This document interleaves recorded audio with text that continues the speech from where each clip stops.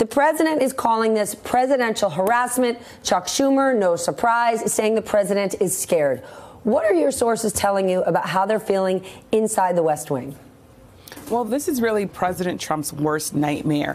The day after the midterm elections, he started down this path that said, if Democrats investigate me, I'll find it very hard to work with them, and we might not be able to get anything done in government if I'm under investigation. Well, in reality, that's obviously the job of Congress to look into presidents. That's their purview. So now the president is really having to deal with the reality of that. I think inside the White House, they're trying to figure out how to deal with this. Obviously, a speechwriter or the president themselves put in that line in the State of the Union because they wanted to make sure that it was very clear that the president sees all the Democrats' investigations as harassment and as really a problem and a roadblock for governing. But that's actually not true. The president can be investigated and still work with Democrats if he plans to do that. But it's hard to know whether or not the president would be able to continue to be focused on the business of the day if he has now family members maybe possibly being investigated and being dragged onto Capitol Hill.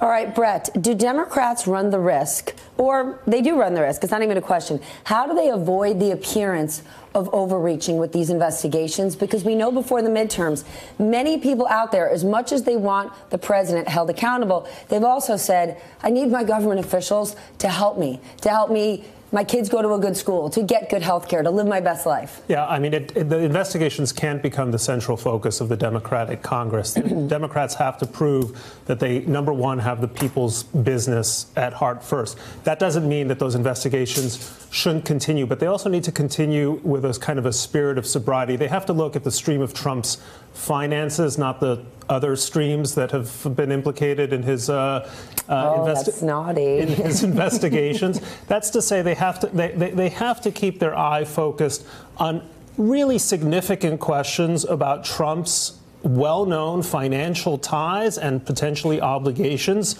to Russian actors closely connected with the Kremlin. I think if they want to understand what not to do, they simply have to look at Congress during the Benghazi investigations, those kind of endless inquests holding their interviewees hostages for hours, and understand that's not the way to go. But I think people understand the Russia investigation is deadly serious and want to get to the bottom of this. All right, Tim, I want to ask you about one specific inquiry, the investigation where they are pushing to get President Trump's tax returns. Here's what Kevin McCarthy said about this attempt. That just seems political to me. I think Ways and Means should focus their time making sure of how strong this economy is today, of how we can even make it stronger. I think that's the focus that the American people would like to see going forward. All right, so you've got the top Republican on the committee saying it would be an abuse of power to use the tax code to get an individual's private tax returns. I ask you this specifically as a Trump biographer. Why is it so important? Why do they care so much about his tax returns? What could they show? Well, and I've seen his tax returns. He had to turn them over to me in litigation. Kevin McCarthy, I think, emerges here as sort of... And he didn't want to show them to you. He did not. It took a while, but we got them. Kevin McCarthy emerges in this as sort of the new Devin Nunes. I don't think this is an ideological or partisan issue. The President of the United States should make his or her tax returns public. Every president, going back to Gerald Ford, has done so. They've done so voluntarily. It may be a healthy thing for the Republic in the wake of the Trump presidency to make this a rule rather than an obligation for presidents to do so. But the reason we need that information is it clarifies for the American people what kind of financial pressures come to bear on the president, whether or not the president is making public policy without consideration for his or her own wallet, and whether or not foreign interests can influence the person sitting in the Oval Office. All right, then without disclosing anything that you cannot disclose, do you think this is a fight worth having? Is it worth seeing those tax returns? It's totally a fight worth having. I mean, I think there's a lot of wish fulfillment around these documents. I don't think the tax returns are the single most important financial piece of information. What's much more important are the money flows in and out of banks into his business from overseas. You'll see some of that in the tax returns. Remember, Paul Manafort got in trouble for not declaring overseas income properly and not paying taxes on it. I think the members of Congress should take a magnifying glass to issues like that. if and when they get their hands on the president's tax returns. I think the other reason he's ambivalent about them coming out is they would actually show how robust his business is. Donald Trump is not worth $10 billion. He's not even close to being worth $10 billion, though he spent a lot of time saying that. He's not philanthropic. That would be you'd get evidence of that in the tax returns.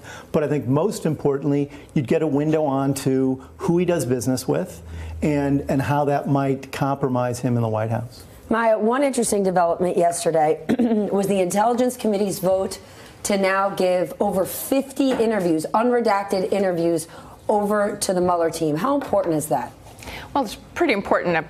Presumably, the Mueller team already has a lot of the information that are probably in those transcripts. But what's important about it is it enables them to compare other statements made by witnesses to see whether they are consistent, to see whether the facts suggest that there's been any perjury by anyone. Anytime there's perjury, it's not just that that in and of itself is a serious crime, but then you have the question of why did you lie and what else is underneath that. So it is extremely relevant to see the House cooperating with the Mueller investigation. And just to go back to one of Brent's points, part of why this is so important that the House engage in this oversight, that the public must understand, is that we have a president who has made policy decisions with regard to foreign governments that appear to be against the best interests of the American people.